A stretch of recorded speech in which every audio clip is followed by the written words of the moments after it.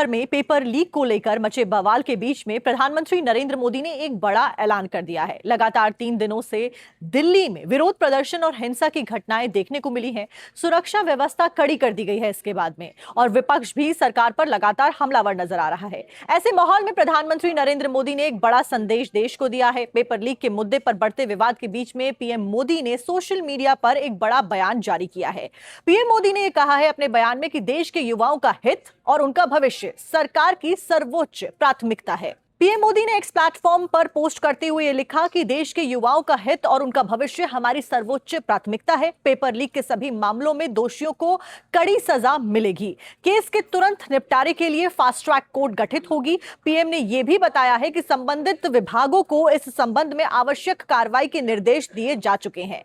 विद्यार्थियों के भविष्य के साथ खिलवाड़ करने वाले किसी भी व्यक्ति को बख्शा नहीं जाएगा और सरकार युवाओं के हितों की रक्षा के लिए पूरी गंभीरता से काम कर रही है।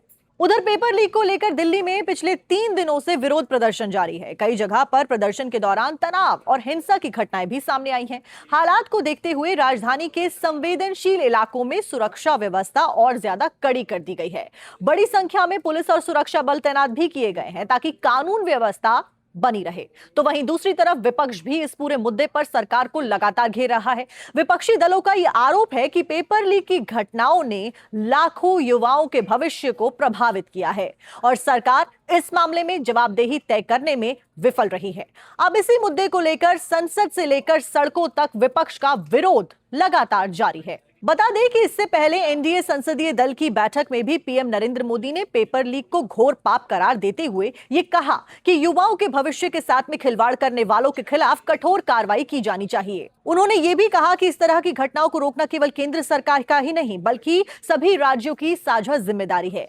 अब सबकी नजर इस बात पर होगी कि सरकार फास्ट ट्रैक कोर्ट के जरिए दोषियों के खिलाफ में कितनी तेजी के साथ में कार्रवाई करती है और क्या इससे युवाओं का भरोसा दोबारा से मजबूत हो पाएगा।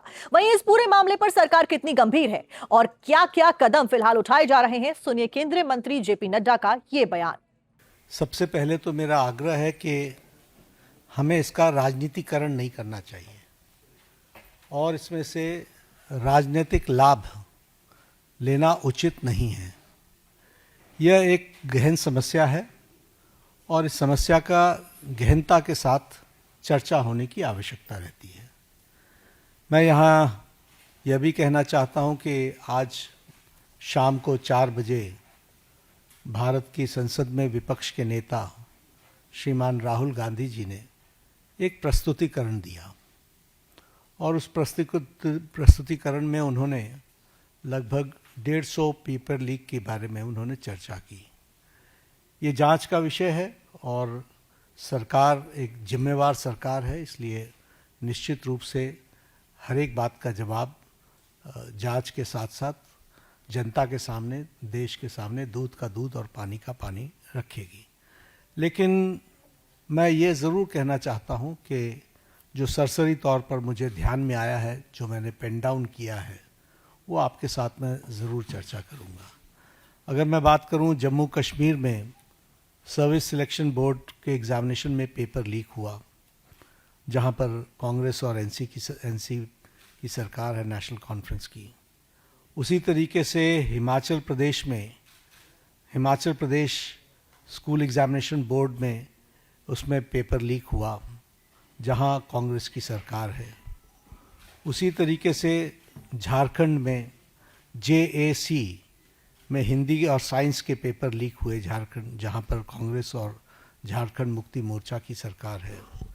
तेलंगाना में वहाँ पर इंटरमीडिएट के लैंग्वेज के पेपर लीक हुआ और वहाँ पर भी हमको मालूम है कि कांग्रेस और CPI की सपोर्टेड सरकार है। तेलंगाना में SSC में लैंग्वेज के पेपर लीक हुआ और वहाँ भी तेलंगाना में कांग्रेस पार्टी और CPI की सपोर्टेड सरकार है। तमिलनाडु में BEd के कोर्स पेपर में वहाँ पर जो जिसे हम कहते हैं Tamil Nadu teachers education university board, वहाँ भी पेपर लीक हुआ। वहाँ भी उस समय विपक्ष की सरकार थी। वेस्ट बंगाल में पुलिस कांस्टेबल का रिक्रूटमेंट एग्ज़ाम पेपर लीक हुआ, वहाँ उस समय TMC की सरकार थी। पंजाब में Punjab subordinates service selection board, इसमें ग्रुप बी के एग्जामिनेशन में इसमें भी पेपर लीक हुआ और मैल प्रैक्टिसेस भी हुए हैं। उसी तरीके से केरला में स्टेट में पीएससी के 26 एग्ज़ाम पेपर में इरेगुलरिटीज़ हुई हैं। कर्नाटक में जहाँ पर कांग्रेस की सरकार है वहाँ भी प्रेपरेटरी बोर्ड एग्ज़ाम में पेपर लीक हुआ, पीयूसी के पेपर में लीक हुआ। तो इस तरीके से मेरे को तो ये कुछ नाम मैंने लिए हैं अभी। ये इसकी बहुत लंबी फेयर लिस्ट है जिसके बारे में हम चर्चा चाहेंगे कि जब चर्चा हो। लेकिन मैं पूछना चाहूँगा विपक्ष के नेता से, राहुल गांधी जी से, कि आप सिलेक्टिव क्यों हैं? Why are you so selective? आपने यूपीए की और यूपीए के सपोर्टेड सरकारों को, जिसे हम इंडी गठबंधन कहते हैं, इंडी अलायंस कहते हैं, उनकी गवर्नमेंट्स के बारे में आपने क्यों नहीं चर्चा की? क्यों आपने अपने आप को उससे अलग रखा? ये स्पष्ट बताता है कि आपका उद्देश्य छात्रों का हित नहीं है। आपका उद्देश्य एजुकेशन में बढ़ोतरी हो, एजुकेशन की क्वालिटी में बढ़ोतरी हो, स्टूडेंट्स को जस्टिस मिले, इसमें आपका इंटरेस्ट नहीं है। आप स्टूडेंट्स के विषयों को, डिमांड्स को लेकर के आप पॉलिटिकल माइलेज लेना चाहते हैं, राजनीतिक रोटियां सेकना चाहते हैं, जो कि दुर्भाग्यपूर्ण है। लेकिन मैं इस मोड़ पर एक बात ज़रूर कहना चाहूँगा कि यह समय ये नहीं है कि हमारी सरकारें, आपकी सरकारें, तुम्हारी सरकारें, इस तरीके से हम इन चीज़ों को विभाजित करें। ये गंभीर मसला है और जैसा मैंने आपके सामने कुछ नाम गिनाए, ये बड़ी लंबी लिस्ट है जिसमें यूपीए की सरकारें इन्वॉल्व हैं जहां पेपर लीक हुआ है। लेकिन हम आरोप प्रत्यारोप से बाहर निकल करके हमें इस पर चर्चा करनी चाहिए, और चर्चा करने का जो सबसे अच्छा माध्यम है वो है सदन, वो है पार्लियामेंट। और हम चर्चा के लिए तैयार हैं। गहन चर्चा हो, गहन चर्चा के माध्यम से इसकी बारीकियों में हम जाएं। What are the factors which are leading to for paper leak, who are the people involved, and how the central government has responded. हमने किस तरीके से, जब हमारे ध्यान में कोई पेपर लीक आया है तो हमने किस तरीके से इसको एड्रेस किया है, और बाकी सरकारों को भी किस तरीके से इसमें एड्रेस करना चाहिए।